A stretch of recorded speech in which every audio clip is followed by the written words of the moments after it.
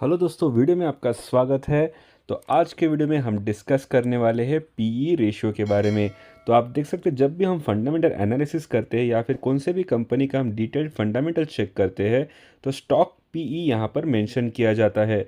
तो आप देख सकते हैं, फॉर एग्जांपल वेदांता लिमिटेड का जो स्टॉक पीई है वो है 21.3। चलिए जान लेते हैं पीई रेशियो क्या होता है। तो पीई रेशियो का जो फुल फॉर्म है वो है प्राइस टू अर्निंग्स रेशियो और प्राइस टू अर्निंग्स मल्टीपल। तो ये रेशियो है of share price of a stock to its earnings per share. तो ये रेशियो में आप देख सकते हैं पी रेशियो बहुत ही इंपॉर्टेंट वैल्यू मेट्रिक होता है in stock market. So P ratio अगर आप पढ़ते हो तो उससे आपको समझ जाता है कि स्टॉक अभी चीप है या फिर एक्सपेंसिव है इन करंट स्टॉक मार्केट कंडीशन।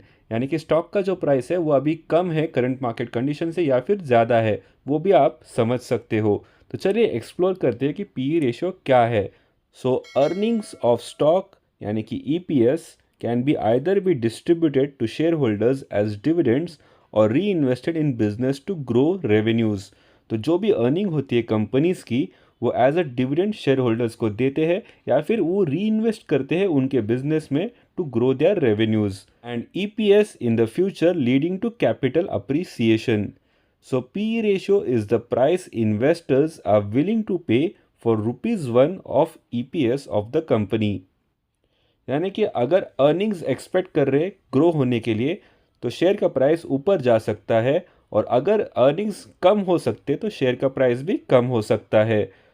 तो चलिए जान लेते हैं कि पी रेशियो कब हाई होता है। So if the share price grows much faster than the earnings growth then PE ratio becomes high. तो जो भी शेयर प्राइस होता है वो अगर फास्ट ग्रो हो रहा है than the earnings growth, so P ratio बढ़ जाता है। और अगर शेयर का प्राइस गिर जाता है than the earnings, then P ratio low रहता है। अगर पी रेशियो हाई होता है यानी कि stock is expensive.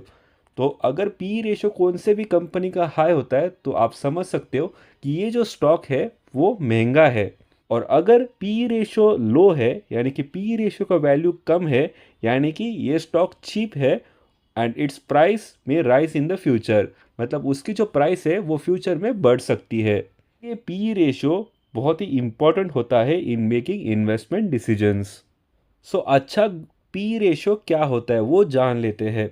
So as mention earlier, stocks in the different sectors trade in different valuation that is P ranges. तो अलग अलग स्टॉक्स के अलग अलग पी रेशियोज होते हैं।